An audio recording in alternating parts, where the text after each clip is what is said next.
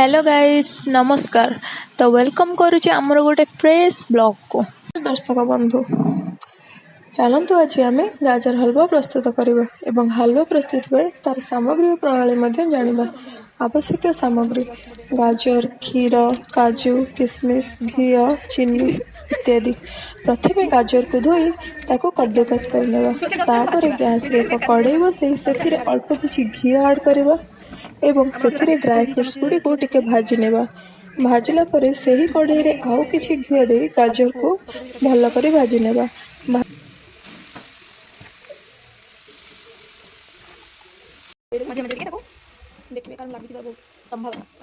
भाजिला परे सेथिरे किछि क्षीर दे आउ टिके सिझिबा को देबा।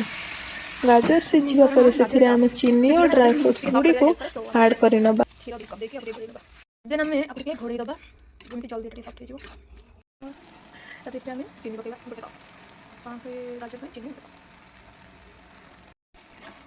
देन हमें जो भाजी रखिया ड्राई फ्रूट्स को पकेबा। देन हमको गोलेबा देन से ऑयल रखिए चिकन को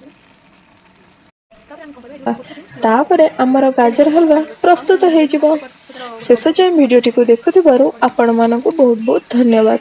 एपरी नुआ नुआ वीडियो देखिबाकु आम चैनल को सब्सक्राइब करंतु एवं पाखरे थिबा बेल आइकन को मध्य प्रेस करनियंतु ताकि आपणक पाखरे आम वीडियो प्रथम पहुंची पारिबो। रहुछि नमस्कार।